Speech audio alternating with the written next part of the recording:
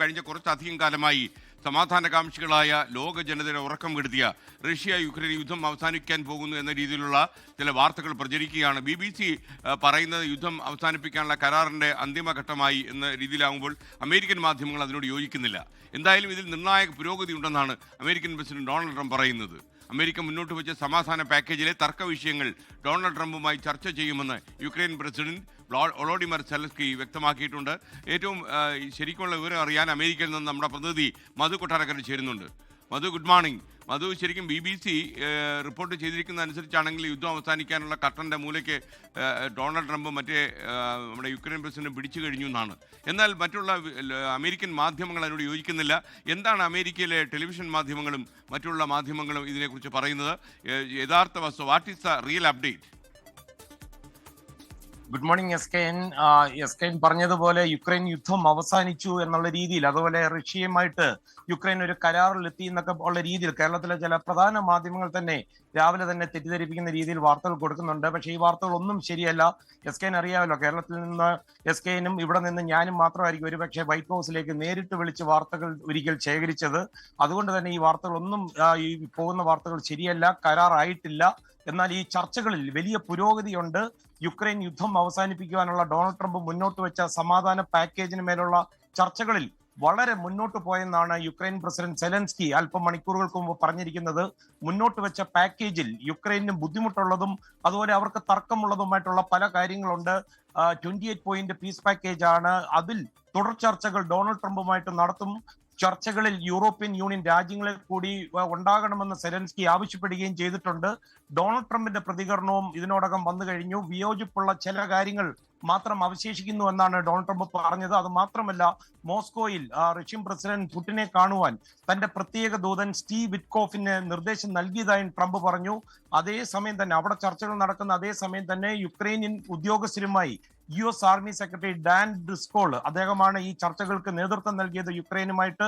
അദ്ദേഹവുമായിട്ടുള്ള തുടർ ചർച്ചകൾ കീവിൽ നടത്തുവാനും അമേരിക്ക തീരുമാനിച്ചിട്ടുണ്ട്.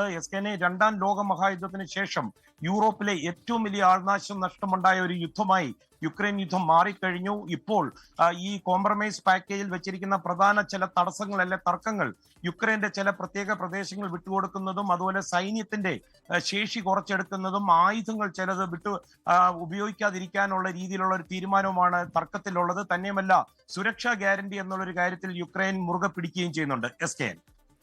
മധു, ശരിക്കും കേരളത്തിലെ ചില വാർത്താ മാധ്യമങ്ങളൊക്കെ യുക്രൈൻ യുദ്ധം അവസാനിച്ചു എന്ന രീതിയിലുള്ള വാർത്തകൾ കൊടുക്കുകയാണ്.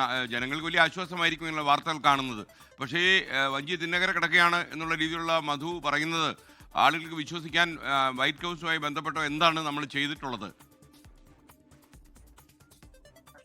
ഈ അലാസ്കയിൽ നടന്ന സമ്മിറ്റിന്റെ സമയത്ത് നമ്മൾ തന്നെ അവിടെ പോയി നേരിട്ട് ഇത് റിപ്പോർട്ട് ചെയ്ത ഒരേ ഒരു മാധ്യമം ഒരുപക്ഷെ ഇന്ത്യയിൽ നിന്നുള്ളത് 24 മാത്രമാണ്. തന്നെയുമല്ല, ഗവൺമെന്റ് ഷട്ട്ഡൌണിന്റെ സമയത്തുമൊക്കെ നമുക്ക് ആധികാരികമായിട്ടുള്ള വിവരങ്ങൾ കിട്ടാനുള്ള സോഴ്സ് വൈറ്റ് ഹൗസിൽ തന്നെ നമുക്ക് നേരിട്ട് വിളിക്കാൻ പറ്റുമെങ്കിൽ അങ്ങനെ വിളിക്കാൻ പറ്റും. തന്നെയുമല്ല, ഇപ്പോൾ ഇതിൽ 3 പ്രധാന കക്ഷികളാണുള്ളത്. Russian president Vladimir Putin, Ukraine president Zelensky, മൂന്നാമത്തെ ആൾ ഇതിനെ ഉള്ള US പ്രസിഡന്റ് ഡൊണാൾഡ് ട്രംപ്. ഈ 3 പേരുടെ ഭാഗത്തിലെ 2 പേരുടെ പ്രതികരണം ഇതിനോടകം അല്പം മണിക്കൂറുകൾക്ക് മുമ്പ് വന്നു കഴിഞ്ഞിരിക്കുകയാണ്.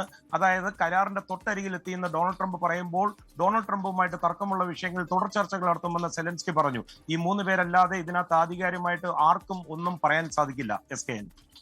മധു, അപ്പം നമുക്ക് വൈറ്റ് ഹൗസിൽ നിന്ന് വരുന്ന സോഴ്സ് ഉപയോഗിച്ച് ഈ യഥാർത്ഥ യുദ്ധം അവസാനിപ്പിക്കാനുള്ള ധാരണ ഒപ്പിട്ട് കഴിയൂ എന്ന രീതിയിൽ കേരളത്തിലെ ചില മാധ്യമങ്ങൾ റിപ്പോർട്ട് ചെയ്ത് തുടങ്ങിയിട്ടുണ്ട്.